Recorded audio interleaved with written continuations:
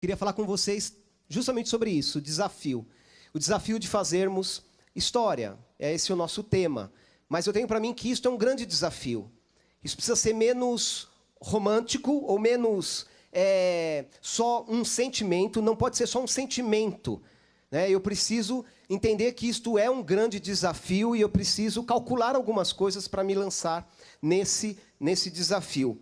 E eu comecei pensando o seguinte: quem não faz história? Nós estamos aqui porque a gente quer fazer história. Esse é o nosso desafio, é o tema. Mas como é que você, se você não quiser fazer história, o que você precisa fazer? Vamos começar pelo outro lado. Tem algumas expressões que falam sobre isso, né? Se você for alguém que nada na direção da correnteza, você não vai fazer história. Se você seguir só a multidão, você não vai fazer história. O Pedro ainda falou aqui sobre a multidão, né? Havia uma multidão seguindo Jesus. Só que a multidão não fez história. Quem fez história foram os discípulos, depois de Jesus. Então, quem segue a multidão, não faz história. Quem pensa, quem faz, quem ouve, quem age como todo mundo, eu vivo como todo mundo vive, esse não vai fazer história. Quem se acomoda, né? E quem se amolda a um mundo, a um sistema, este não faz história. Faz história, então, quem? Faz história quem olha para esse mundo, pensa esse mundo, estuda esse mundo, esse sistema, esse momento que a gente vive, entende que a proposta que está aí fora não é a melhor, e vem com uma proposta, aí sim, uma proposta melhor, de mudança. Quem faz história é aquele que muda. Quem faz história é quem chega com uma ideia inovadora. Quem faz história é aquele que reage a tudo que está aí. E nós temos a melhor opção, a melhor ideologia, a melhor história para contar para as pessoas, a fim de que a história delas sejam mudadas, e isso é Jesus Cristo. E eu queria começar, já que a gente está falando de história, falando uma história real, para eu entrar nesse aspecto do desafio. Em 1913, então, há mais de 100 anos atrás, eu fiquei sabendo recentemente dessa história, um ex-presidente americano chamado Theodore Roosevelt, talvez vocês até já ouviram esse nome ou já estudaram sobre Theodore Roosevelt. Ele foi presidente nos Estados Unidos por 2 mandatos. E ele tentou um 3º mandato e aí ele não foi reeleito. Na época era possível ter vários mandatos. E ele não foi reeleito para o seu 3º mandato. Mas este homem já tinha até uma história. Ele foi presidente de uma nação importante, né, na história do mundo, os Estados Unidos, e ele foi presidente por 2 mandatos. Ele já tinha marcado a história, mas ele queria mais, ele queria vencer outros desafios. Olha só o que esse homem fez. Ele fica sabendo, ele tinha um espírito muito ligado a desbravar as coisas e tudo mais. Ele fica sabendo que há um rio no Brasil que não foi ainda mapeado. Nós estamos em 1913, faltava ainda tecnologia para uma série de coisas. Há um rio na bacia amazônica, um rio difícil, caudaloso, tortuoso, mas que só se tem história através de índios, de colonos. Essa história, não sei como, chegou até ele. E ele resolve que ele vai mapear este rio. Ele vai navegar por este rio, porque ele quer fazer história através disso. Ele vem ao Brasil, ele monta uma comissão aí, junto com o Marechal Rondon, esse nós conhecemos, um brasileiro que conhecia um pouco mais essas regiões, mas com pouco recurso, com pouca tecnologia, com dificuldade da língua, mas Roosevelt entra pela floresta amazônica e ele vai. Este rio, inclusive, era chamado de Rio da Dúvida, porque não se tinha certeza da existência dele, porque haviam só histórias. E Roosevelt, junto com o Marechal Rondon, chegam até esse rio, mapeiam esse rio, e isso é um marco na vida de Roosevelt. Esse rio, quando eu li essa história, eu falei, eu nunca ouvi um negócio desse, será que é verdade? Aí eu fui lá no Google, né, procurar esse tal desse rio foi rebatizado, ele chama-se Rio Roosevelt. Ele é um dos afluentes do rio Amazonas, ele existe, e hoje ele tem o nome desse ex-presidente americano que encarou um desafio porque ele queria marcar a história. Ele queria marcar a história, ele queria fazer a história. Eu quero falar com vocês sobre desafios. Nós temos 3 desafios para a gente ver rapidamente essa noite. Para você que quer fazer história, para você jovem, que quer marcar a sua geração, nós temos 3 desafios pela frente. E eu quero começar com um texto da Palavra de Deus, se você quiser me acompanhar, Romanos 12, texto bastante conhecido, mas vale a pena a gente ler 5 versículos aqui, os 5 primeiros versículos de Romanos 12. Quem quiser me acompanhar na sua Bíblia, no seu celular, vamos lá, a partir do versículo 1, Paulo escrevendo aos irmãos lá da igreja em Roma, ele diz assim: portanto, irmãos, rogo-lhes pelas misericórdias de Deus que se ofereçam em sacrifício vivo, santo e agradável a Deus. Este é o culto racional de vocês. Não se amoldem ao padrão deste mundo, mas transformem-se pela renovação da sua mente, para que vocês sejam capazes de experimentar e comprovar a boa, agradável e perfeita vontade de Deus. Pois, pela graça que me foi dada, digo a todos vocês, ninguém tenha de si mesmo um conceito mais elevado do que deve ter, mas, pelo contrário, tenha um conceito equilibrado, de acordo com a medida da fé que Deus lhe concedeu. Assim como cada um de nós tem um corpo com muitos membros, e esses membros não exercem todos a mesma função, assim também em Cristo nós, que somos muitos, formamos um corpo, e cada membro está ligado a todos os outros. E a gente vai extrair algumas lições daqui, 3 desafios, como eu disse para vocês, baseado nesse texto. Eu gosto muito de leitura, eu gosto muito de ler, e eu tenho procurado ler bastante a respeito dos desafios para esta geração, né? Eu já praticamente faço parte de uma outra geração, já passei um pouquinho, mas eu gosto muito de trabalhar ainda com jovens, mas para isso eu preciso me inteirar. Então eu fui ler bastante a respeito de quais são os desafios da juventude, né? E mais, para você jovem cristão, quais são os desafios que você tem pela frente para que você faça história, para que você marque a sua geração. Há muitos desafios, eu vou comentar 3 desafios com vocês agora. Primeiro desafio, eu chamei de o desafio da ciência. É o primeiro desafio que você terá que enfrentar. Quer você queira, quer você não queira, porque ele está aí no mundo, estabelecido, e ele pede uma resposta para nós. Que desafio é esse? Nós estamos na chamada era da modernidade, onde o conhecimento e a tecnologia chegou a níveis quase máximos. O homem tem muito conhecimento acumulado hoje, e a tecnologia também levou o homem à chamada era da razão. E a partir daí o mundo hoje funciona assim. Porque temos muito conhecimento, porque temos muita tecnologia. O mundo hoje diz o seguinte, a sociedade diz o seguinte, o pensamento que rege a nossa sociedade, ela diz o seguinte: aquilo que você pode comprovar num laboratório, aquilo que tem história, registro, que é fato, você pode provar, é isso que nós vamos acreditar. Aquilo que não pode ser provado num laboratório, esquece, abandona, joga fora. Isto não serve para o homem moderno. Estamos na era da razão. E daí a gente vai começar já a ver como é que fica a nossa história, porque nós somos cristãos. Nós somos conhecidos, a nossa marca é que nós cremos num Deus que tem uma característica: ele é invisível. Nós não vimos Deus. O mesmo Jesus que a história comprova a sua passagem pela terra, embora a história não afirme que ele era Deus, mas existiu esse homem chamado Jesus, mas nenhum de nós conviveu com ele. Ninguém pode comprovar os seus milagres, portanto, a partir daí entramos no campo da fé. Só que para essa sociedade de hoje, isso não existe. Não existe. Há um endeusamento das ciências. Diz que as ciências agora, ela pode responder tudo. Tudo que você precisa, a ciência vai responder para você. Desde as coisas técnicas, né, desde a biologia, da fisiologia, a ciência responde. Ela explica como é que funciona o teu corpo, ela explica como funcionam os astros, ela explica tudo. Mas a ciência hoje, ela pretende também explicar o sentido da vida. Até mesmo isso. O que era da filosofia, o que era da fé, hoje a ciência diz, eu explico. E eu explico só aquilo que pode se provar. Há um filósofo antigo, um pouco antigo até, mas que dá origem a esses pensamentos, chamado Augusto Comte. Olha só uma frase dele. Ele via, aliás, uma expressão da filosofia dele. Ele via que a história humana era um progresso.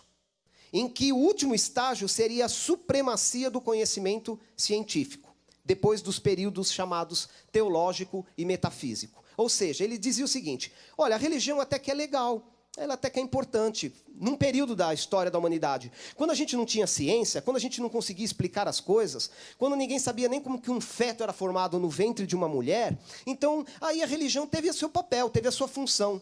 Mas agora que a ciência explica tudo, nós não precisamos mais da religião ou da metafísica, que é justamente aquilo que está fora do nosso ambiente físico, natural. Então, esse filósofo, já no século passado, dizia: chegou a era do conhecimento, nós não precisamos mais da religião. Esse é o mundo que a gente tem que enfrentar, esse é o desafio para nós. Todo conhecimento que não passa, então, pelo crivo desse rigor científico, diz a sociedade hoje, deve ser abandonado pelo bem-estar da sociedade, pela felicidade da humanidade. Né? Na civilização atual, a ciência ela rima com razão.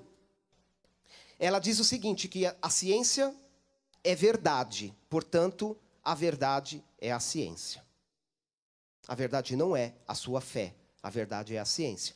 Você hoje está num mundo que grita isso para você todos os dias. Talvez você não se atentou para isso, mas eu tenho certeza que na sua escola, que na sua faculdade, que no seu trabalho, que talvez nas coisas que você lê, é esta ideologia que está por trás. E ela diz isso todo o tempo para você.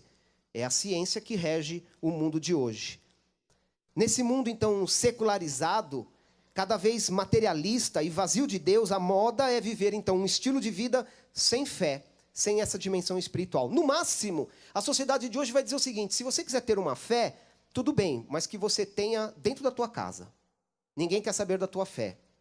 E se você expressar isso publicamente, normalmente você vai ser considerado como uma pessoa tola, de pouco conhecimento. Porque se o conhecimento hoje, ele supera a fé, se você expressar sua fé no mundo hoje, então é porque você tem pouco conhecimento. É assim que o mundo vai ver você.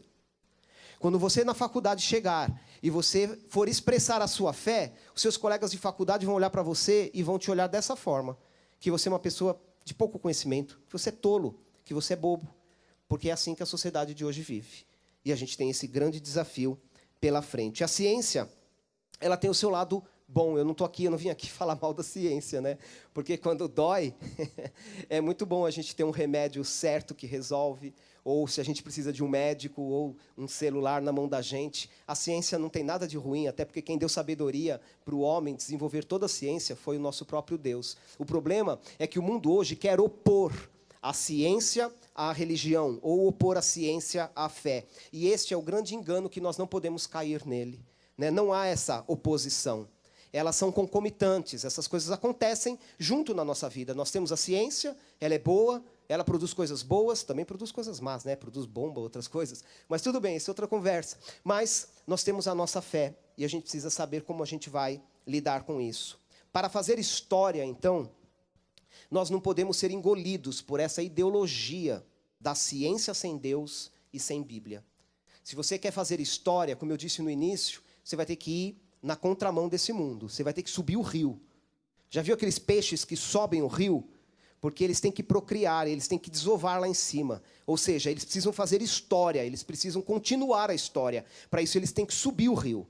Nós somos chamados a subir esse rio chamado o sistema onde a gente vive. E a gente vai ter que ir na direção oposta dessas pessoas. E aí eu colocaria algumas perguntas para a gente refletir. Eu queria que a gente pensasse junto nesse começo de noite, né? Como que você cultiva, então, a sua fé e as suas convicções cristãs?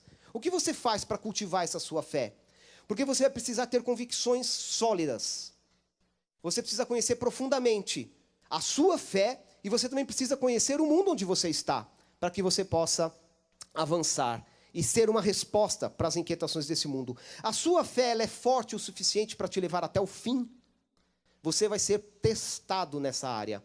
E você precisa ter uma fé que te leve até o fim com Cristo. Porque senão você vai ser engolido por essa ideologia.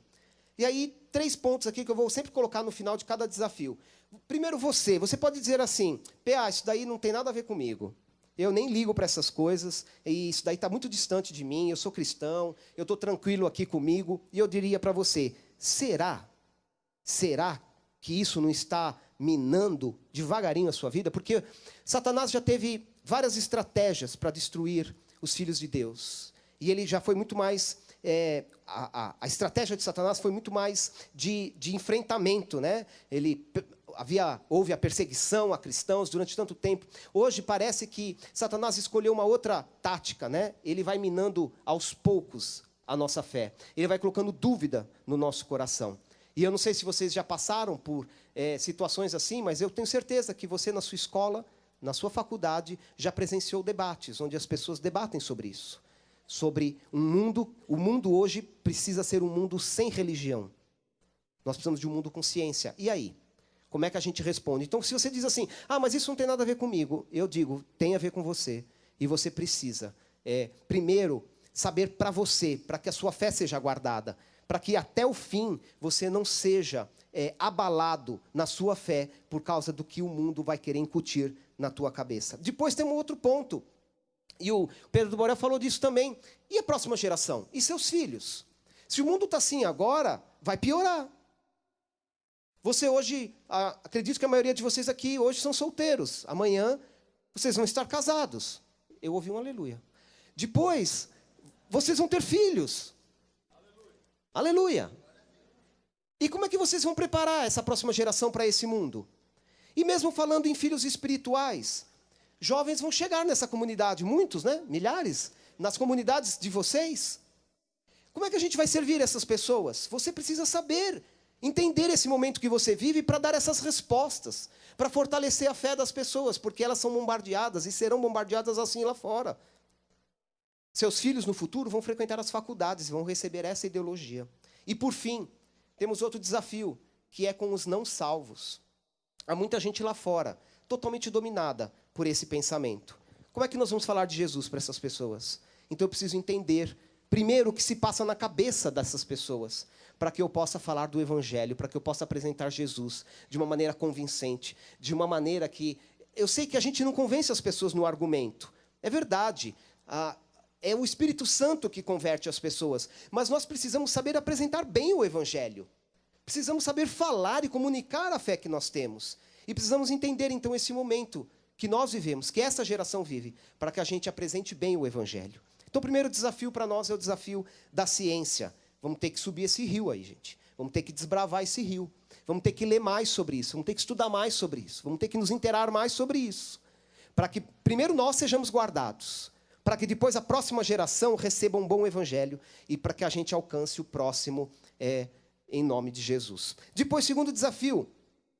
O desafio da mídia, né? Hoje em dia, não precisa nem falar muito sobre a mídia está aí, não tem como voltar para trás, todos precisamos da mídia, as empresas precisam da mídia, não se vive mais sem isso, temos vários tipos de mídia, isso tem aumentado cada vez mais, a mídia está aí. Mas é um desafio para nós hoje.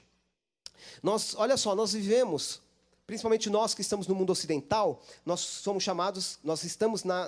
no mundo chamado a sociedade de consumo, né? E a mídia trabalha muito dentro disso. E para a sociedade de consumo, ela nunca vai valorizar você, ela nunca vai deixar você bem. Porque para a sociedade de consumo ela girar, ela precisa sempre dizer que você não está bem. Que esse celular que você tem, desculpa, mas você está atrasado, esse celular aí não serve mais não.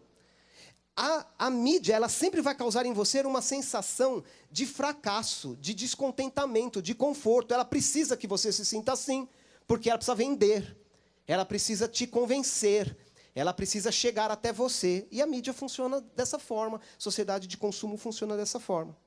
As sugestões da mídia, elas vêm facilmente e elas também entram na nossa mente sem que a gente perceba ou sem que a gente autorize. E aqui é uma diferença, né? Jesus Cristo, ele é apresentado na palavra de Deus como alguém extremamente cordial. O Apocalipse fala, né, de Jesus, aquele que está à porta e bate. Se alguém abrir, então ele entra. A mídia não bate na sua porta, ela invade a sua casa, ela invade a sua mente e ela começa a ditar a maneira como você vai viver. Como mídia aqui, eu quero colocar tudo. Toda essa ideia de sociedade, como a gente deve se comportar, o que a gente deve falar, o que a gente vai ouvir, o que a gente vai ler, o que a gente vai vestir. A mídia vai querendo impor essas coisas a nós e a gente precisa só estar atento a isso. Da mesma forma da ciência, a mídia não é ruim, mas nós precisamos aprender a lidar com ela como um desafio. A mídia, ela quer dominar a nossa mente, a nossa vida. E aí, então, vai se instaurar uma batalha. Cristo, ele quer transformar a sua vida. Cristo quer trazer novos valores para vocês. Cristo quer que a gente mude uma série de coisas na nossa vida, que a nossa vida seja transformada. A mídia também quer. A mídia também quer transformar você. A mídia também quer trazer coisas até a sua vida. Então vai se instaurar aí uma batalha. E dizem até os especialistas que numa batalha travada na nossa mente, normalmente vence quem chega primeiro. E aí a pergunta para nós e o desafio para nós em relação à mídia é o seguinte: quem chega primeiro na sua mente? Quem chega primeiro na sua vida? Quem chega primeiro nos seus sentimentos? É a mídia ou é o evangelho? São as questões desta vida? São esse jeito de ser do mundo? Ou é Jesus que chega primeiro na sua vida? Porque quem chegar primeiro, normalmente, é quem vai dominar a nossa vida. Ou você vive de acordo com o que você crê, ou você crê naquilo que vive. Ou a gente primeiro crê, tem bases sólidas dos nossos valores, da nossa fé, e isso determina a nossa vida, ou as coisas que a gente escolher para a nossa vida vão determinar no que a gente crer. E a gente sabe, um caminho é o caminho de Cristo. Primeiro eu creio e depois isso vai me transformando. O segundo caminho é o caminho da mídia dessa sociedade. Ela faz você primeiro ser, ela faz primeiro você usar, ela faz primeiro você ter, ela faz primeiro você querer e depois ela vai formando a sua mentalidade. Então nós temos esse desafio. Para fazer história, então, nós precisamos firmar as nossas convicções de fé em Deus e na Bíblia. E vencer esse desafio de não sermos manipulados pela mídia. E eu estou falando aqui com jovens. E eu sei como isso afeta a nossa vida. É o dia inteiro nós estamos ligados a isso, mas a gente precisa entender esse desafio. Nossas convicções precisam estar mais bem formadas para que a gente não seja manipulado pela mídia. Você tem algum critério? Vamos às perguntas. Você tem algum critério quanto àquilo que você vê, ouve, lê, usa? Porque, como eu disse, não tem nada errado, gente. Não tem nada errado com a música, com os livros, com as roupas. Não tem nada disso. A única coisa é que a gente precisa pensar sobre isso. A gente pensa sobre isso. Você reflete sobre essas questões à luz das Escrituras. Nós precisamos pensar mais sobre isso, para que essas coisas não nos dominem, não moldem a nossa cabeça. Eu li para vocês Romanos 12, e no versículo 2 diz lá, o alerta de Paulo: cuidado para vocês não se amoldarem a esse mundo, não tomarem a forma desse mundo. E a mídia vai tentar o tempo todo moldar vocês ao gosto dela. Então nós vamos precisar ter uma posição de compreender isso, e de não nos deixar ser manipulado por isso. Como que você cultiva a sua mente? O que é que você tem colocado aí dentro da sua mente? Você gasta a maior parte do teu tempo no YouTube, na televisão, assistindo séries. O que ocupa mais a tua mente? Que livros você tem lido? Porque aquilo que você colocar dentro da tua mente é o que vai moldar você. Se você colocar mais as coisas lá de fora do que as coisas de Deus, então são as coisas de fora que vão moldar a sua vida. Nós precisamos gastar mais tempo, sabe, meus irmãos, com a leitura da Bíblia, com leitura de bons livros. Não só livros cristãos, mas bons livros. Livros que saibam, sabe, que contribuam para o nosso crescimento como seres humanos. Ouvir boas coisas, pesquisar boas coisas, porque daquilo que a gente se alimentar, isso vai produzir em nós força para a gente lidar com essa mídia. De novo, os 3 desafios. Então, primeiro, você mesmo. E aqui eu creio que eu não precisaria nem perguntar. Nós temos essa ideia bem clara para nós, Eu creio que a mídia nos atinge mais até do que nós pensamos. Eu creio que todos vocês diriam, sim, a mídia nos atinge. Eu acho que, na verdade, ela atinge mais até do que a gente mesmo gostaria de acreditar. Ela nos atinge muito, todo dia. Então, precisamos aprender a lidar com isso. Você precisa lidar com isso, aprender a lidar com isso por você mesmo. Pela sua própria vida, pelo seu crescimento. Depois entra a mesma história. E a próxima geração? E os seus filhos? E os jovens que vão chegando a esta comunidade, as comunidades, as nossas igrejas? Como é que a gente vai ajudá-los a lidar com isso? A vencer essa batalha? A colocar o reino de Deus em primeiro lugar? A se abastecer dos valores de Deus? Como é que nós vamos ajudar os jovens a lidar nessa batalha? Porque ele passa a maior parte do tempo lá fora, sendo engolido por essa mídia. Se nós mesmos não aprendemos a lidar com isso, como é que a gente vai ajudar os outros? E por fim, no evangelismo, nós não poderíamos usar todas essas mídias mais para evangelizar e alcançar as pessoas? Será que a gente não usa tanto o Facebook, o Instagram e outras redes sociais e mídias? A gente, às vezes, não desperdiça muito nosso tempo com isso, só com conversas que não levam a lugar nenhum, com postagens que não acrescentam nada. E não tem problema nenhum você se divertir com seus amigos, você bater papo com seus amigos, você interagir pelas redes sociais. Mas você já pensou a força que nós teríamos se nós olhássemos para essa mídia toda que está aí e a gente colocasse tudo isso a nosso favor e usasse isso para alcançar os não alcançados ainda? Para que a gente alcance o próximo? Temos esse desafio. Se você quer fazer história, você tem o desafio de aprender a lidar com a mídia e de usar a mídia a seu favor, a favor da próxima geração e a favor dos não alcançados. E eu vou aqui já para o nosso último desafio, e é o desafio do individualismo. É uma das marcas da nossa geração. Se você ler qualquer sociólogo, ele vai apontar que a grande marca da nossa geração, uma das grandes marcas da nossa geração, é o chamado individualismo. Ele sempre existiu, mas isso está muito acirrado nos nossos dias. Essa sociedade capitalista, de consumo, essa modernidade toda, todo esse desenvolvimento da ciência, ela empurrou o homem para esse individualismo. E o que é isso, né? É um mundo, cada um tem o direito de criar o seu mundo particular, é cada um por si. É assim que vivem as pessoas hoje, né? Cada jovem, cada pessoa possui o seu próprio modo de pensar, de agir, ninguém tem nada a ver com a sua vida. Você pode pensar o que você quiser. E, na verdade, né, nesse chamado mundo globalizado, nós nunca estivemos tão separados uns dos outros por causa dessa sociedade. Essa sociedade que se desenvolveu tanto, que criou tanta ciência, que acumulou tanto conhecimento, produziu as pessoas mais doentes de alma de todos os tempos. Outra marca do nosso século são as doenças de alma, né? A marca dessa geração é a depressão, são as crises, são uma série de doenças que vêm através desse individualismo. As pessoas estão separadas, é cada um correndo atrás do seu próprio interesse. Afinal de contas, nós temos um monte de coisas para fazer. Eu tenho que trabalhar, eu tenho que estudar, eu tenho que me preparar para o futuro, eu tenho que fazer... Eu vou cuidar da minha vida, gente. Se eu não cuidar da minha vida, quem que vai cuidar? E a gente vai se focando cada vez mais em nós mesmos. É esse chamado humanismo antropocêntrico. A gente quer falar difícil, não sabe, né? Antropocêntrico. É o humanismo voltado só para nós mesmos. Eu estou no centro do mundo. E aí vem uma série de coisas aqui, talvez são palavras que vocês já ouviram. É o hedonismo, né? Eu quero viver pelo meu prazer, é o materialismo. Eu vou atrás das coisas que me trazem realização, os bens materiais. Mas há nesses dias a falta de esperança, uma rebeldia, uma falsa liberdade, e um mundo onde tudo é relativo. E as pessoas estão assim, feridas, adoentadas, elas estão assim aí fora. Uma consequência direta desse individualismo, então, é que ele gerou esses mundos particulares, e aí começam, isso só acirrou mais as diferenças. Vocês já perceberam como voltou muito essas questões étnicas? Como volta hoje essa questão do preconceito? É preconceito contra raças, contra cor, contra credos. Tudo isso é fruto desse individualismo, porque eu falo assim, eu tenho o meu mundo, mas eu não gosto do seu mundo. Eu não gosto do seu jeito. Isso só vai levando o homem a essa separação cada vez mais. Numa sociedade individualista, não existe o próximo, só tem eu, meus interesses, né?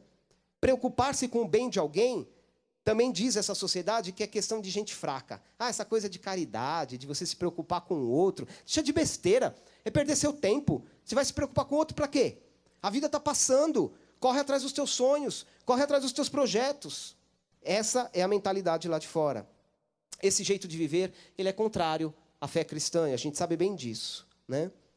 Mas veja só como isso tem nos influenciado. Dentro das chamadas igrejas cristãs, há um movimento que é mais ou menos recente na nossa história, de cristãos que agora dizem o seguinte, eu estou cansado da instituição, eu estou cansado da igreja, eu vou viver o meu cristianismo na minha casa. Alguém já ouviu alguma coisa assim? A gente tem ouvido muito isso. São os chamados, hoje criou-se até um nome para isso agora, né? São os desigrejados. Desigrejados. Porque eles não querem mais viver num espaço coletivo. Eles querem viver no seu individualismo. Eu quero viver dentro da minha casa. Eu não preciso da igreja. Eu amo a Deus. Eu tenho uma Bíblia aqui no meu computador. Isso me basta. Isso é um engano. Um grande engano da nossa geração.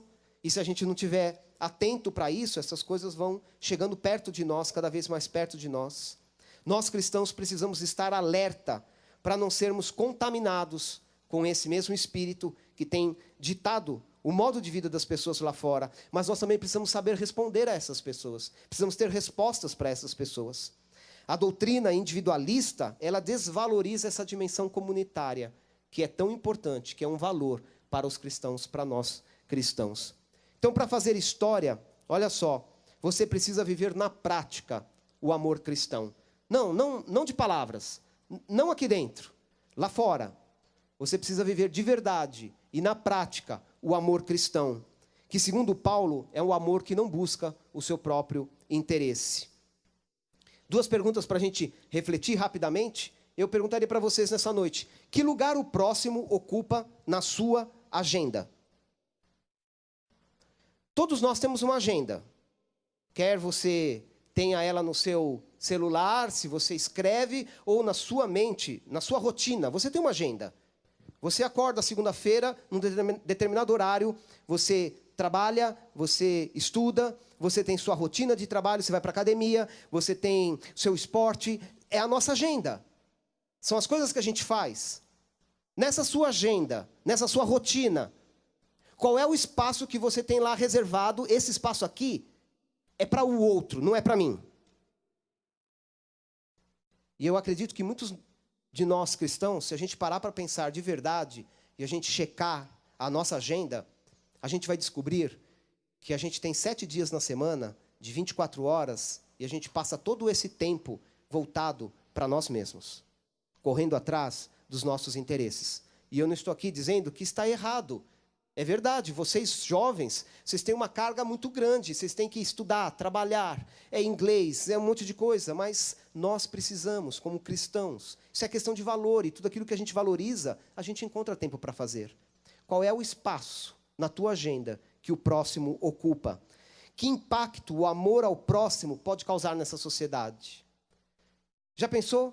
Nessa sociedade individualista, nessa sociedade onde um quer pegar o lugar do outro, nessa sociedade onde os jovens, estão vivendo só para si mesmos. Já pensou você chegar lá fora com este amor, que se importa com o outro, que ama, que serve, o impacto? Aí você faz história. Para fazer história, então nós vamos precisar assumir esses desafios. Infelizmente, isso tem atingido a nós os 3 pontos de novo. Como eu disse, muitas vezes nós estamos seguindo essa mesma ideia do mundo e vivendo vidas tão individualistas. Depois, nós precisamos estar preparados por causa da próxima geração. Porque se a gente for minado por essa mentalidade do individualismo, eu quero dizer um negócio para vocês: não vai ter próxima geração. Nem vai ter. Nós vamos ficar só interessados em nós mesmos. Nós cantamos uma canção aqui que diz, uma geração anunciará a outra geração os feitos do Senhor. Mas para isso você precisa se interessar, abrir espaço, amar a próxima geração, ir atrás dela para apresentar o projeto de Cristo. Senão, isso que nós temos experimentado nesses dias morre com a gente. E depois, óbvio, os não salvos.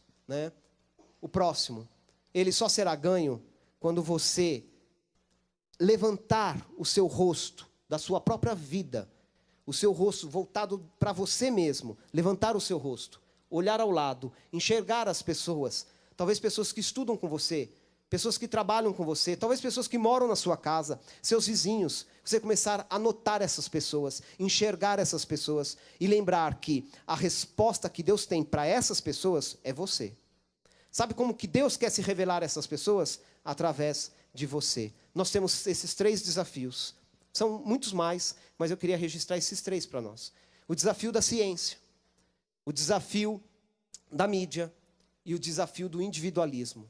Para a gente fazer história, a gente precisa então entender esse mundo, esse momento que a gente vive, a geração de vocês, as marcas, para que a gente suba esse rio, para que a gente mapeie esse rio, para que a gente faça história, para que a gente desbrave essa história, para que não fique só num sentimento de eu quero fazer história, eu quero marcar a geração, mas se a gente não for para a prática, vai ficar só num sentimento, e a gente precisa se apoiar nisso.